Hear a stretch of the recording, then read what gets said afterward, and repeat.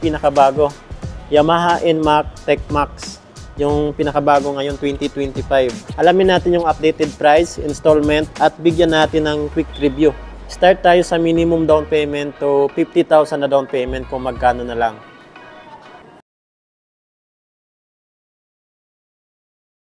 What's up mga idol, Chris Ride Motovlog nga po pala. For today's, nandito ngayon tayo sa DES, Duwixam Incorporated, Lagao Branch, General Santos City.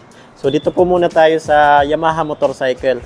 Meron na po tayo yung pinakabago, Yamaha NMAX Tech Max, yung pinakabago ngayon 2025. Ayan o. Wow. So ang kulay po pala nito is dark magma. Napakarami po kasi nagpapa-inquire sa akin ng motor na to. Alamin natin yung updated price, installment at bigyan natin ng quick review. Start tayo sa minimum down payment to 50,000 na down payment kung magkano na lang. Grabe, sobrang astig na ng Yamaha NMAX ngayon. Ngayon pa na may bagong technology si Yamaha. Ito po yung Tech Max. 155cc pa rin po siya, pero yung makina po nito is YECBT. Lakas ng torque nito mga idol. Sa instrument panel gauge, may navigation na po yan. May shifter na po yan dito sa mga modes niya. Pwede nyo pong i-touring mode and then sports mode. Isa po yan sa mga nabago talaga sa motor na to. So ito naman po yung windshield niya. Naka-dark smoke po ito. Sayang, nakabalot pa kasi ng plastic. Ibang-iba na talaga yung design ng kanyang headlight. Yan o mga idol. Dito na po nakalagay yung signal light niya. At sa naman dito sa pinaka-headlight niya, naka-projector LED na po ito. Yan yung kinaganda sa motor na to. Tapos ito yung daytime running lights niya. Ayan o. So ito po yung low beam. Ito naman po yung high beam natin. Ganda talaga. So sa kulay po pala nito, itong dark magma, ito yung available nila dito. So makikita natin dito sa side, yung emblem po nito is gold na po. Ayan o. Ito naman, naka-silver po dito. Ayan o, matte po siya na silver. Ganda. Panalo yung upgrade ni Yamaha NMAX. So dito naman po tayo sa front telescopic niya. Maganda pa rin kasi medyo malaki pa rin po siya. May kalakihan pa rin po siya mga idol. So ito naman po yung front fender niya. Lapad isang dangkal talaga. Ito na yung design. Okay na okay din Siyempre hindi pa rin nawawala dyan yung ABS. Naka dual channel ABS po ito sa brake niya sa likod, tapos dito sa harapan. Hydraulic disc brake, naka single pot piston caliper. Mas maganda talaga pag naka ABS yung motor natin, lalo na kapag naka dual channel siya. Anti-lock braking system, which is napaka-smooth niyan i-brake. Maganda to lalo na sa mga madudulas na kalsada, mabuhangin, biglang tawid ng aso. Pag bigla natin napihit yung brake, hindi siya basta-basta naglalak. Ito naman po yung mugs niya, naka-gold po ito mga idol. Ganda, agaw pansin talaga yung kulay niya. Ang size naman po ng gulong niya dito sa harapan ay 110 by 70 and then 13 inches po yung laki ng kanyang mugs. Yan, 13 inches po yan mga idol. And then yung design ng kanyang tire, naka-street tire and then naka-tubeless. Ang brand naman ng kanyang tire is IRC. Okay na okay din po yan, made in Indonesia. So dito naman po tayo sa tail light tsaka brake light niya. So ito pala yung grab bar niya mga idol, naka matte black. Ang pogi rin ng niya dito sa likuran niya. Ang nipis na ng niya, tail light tsaka brake light mga idol. Lahat po ito naka LED na. Wala ka nang makikita ang halogen bulb sa motor na to. Yung niya, signal light dito na po sa bandang baba. Ganda rin ang pagkaka-design. Yan, tapos ito naman po yung back fender. Parang ganun pa rin sa dati yung back fender niya. Yan, lagayan natin ng plate. At mapapansin nyo po yung suspension niya dito sa likuran. Yan may na po sa sub-tank.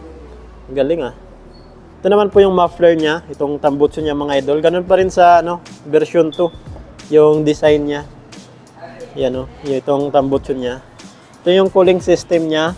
Liquid cooled po yan, nilalagyan po yan ng coolant.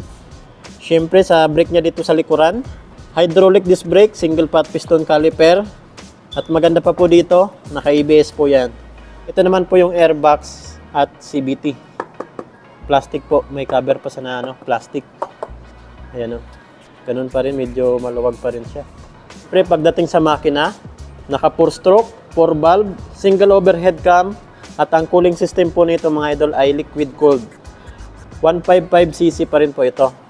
Yun lang nakaiba yung ito niya, YEC-BT. So wala na tong bola. Dito naman po tayo sa handlebar niya. Iba na rin yung design niya dito mga idol. Ganda rin ang plastic niya. Dito naman po yung mode, high beam, low beam na switch, turn signal light, horn. Then sa navigation, dito naman po yung sa navigation niya. Naman po yung shifter ng sports mode saka touring modes. Ayan o. Dito naman po sa right side, stop and start system. Then hazard switch, electric start. So wala na rin pala itong kickstart assist. Pagdating naman po sa instrument panel gauge, grabe napakalapad doon niya. So meron na po itong navigation. Yan yung bagong technology ng motor na to. And then pwede nyo i-connect yung cellphone nyo dito. Sa mga pocket naman, dito sa left side, nandito po yung ayan o, USB type charging port. Yan o, naka USB type charging port na po siya. Malalim po yung bulsa niya, kaya lang wala sang takip. So dito naman sa right side, ito may ano na siya, takip. Yan, pwede nyo malagyan dyan na mga ano, basahan, barya-barya. Okay na okay din. Sa ignition naman po nito, syempre nakakilis po yan. So dito na rin po tayo nagbubukas ng ating upuan. At ito naman po yung sa fuel natin, kung magpapagas po tayo. Capacity naman po ng fuel tank niya ay 7.1 liters. So ito naman po yung design ng kanyang upuan. Grabe. Ganda. Ganda ang pagkaka-design. And then napakalambot. So dito may ano pa dito, stopper ng backride para hindi sa dumaos-dos papunta sa iyo. So ayan, dumako naman po tayo sa price at installment update nila dito. So dito pa rin tayo nag-inquire sa DES, Duwixam Incorporated. So Lagao branch po ito. So dito po yung contact number nila mga idol. Yamaha NMAX, TechMax. So ang cash price po nila dito ay 174,000. So yan na po yung cash price nila, 174,000. So sa installment naman, down payment po ay 18,000 lang din. Yan o, down payment, 18,000 lang din mga idol. Then nagpa-compute tayo ng 30,000 na down payment at 50,000. Yan o. Unahin natin itong minimum down payment niya na 18,000.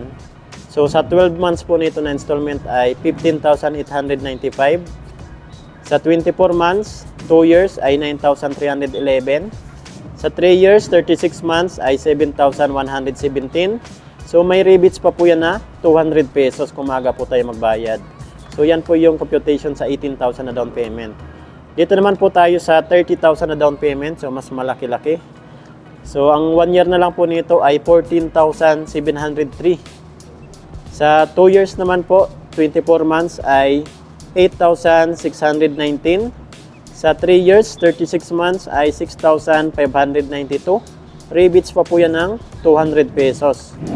So ito na, mas malaki na down payment, like 50,000.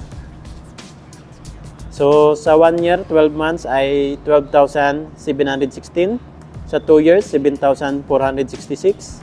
Sa 3 years, 36 months ay 5,716. So rebates pa po yan ng 200 pesos. So yan po mga idol. So mga freebies naman, free helmet, jersey, TPL insurance at 3 years LTO registration. So dito lang po yan sa DES, Duwixam Incorporated, Lagao branch. So yan, bakit Yamaha NMAX yung kukunin yung motor mga idol? Unang-una sa technology. Siyempre naka YEC-BT na yan. Ayan o. Si Yamaha pa lang pwedeng ano yan, mag-maintenance. And then pagdating sa looks, talagang di ka mapapahiya sa pormahan. Napaka-aggressive na ng design niya. Then sa instrument panel gauge naman, maganda kasi may navigation na yan. At pwede nyo pang i-change ng mode, pang touring, pwede pang sports. Okay na okay po talaga itong motor na to. Sa riding comfort naman, so sakyan natin mga idol. So ito yung makikita natin pag nakasakay tayo. So yun lang mga idol, kung may mga ipapa-inquire pa po kayo sa akin na motor, marami pa po dito. Honda, Yamaha, Suzuki at Kawasaki. Sa likod ko mga idol may Kawasaki dyan. Ayun, Kawasaki. Yun, Chris Ride Motovlog. Ride safe po tayo palagi. God bless you all. Thank you.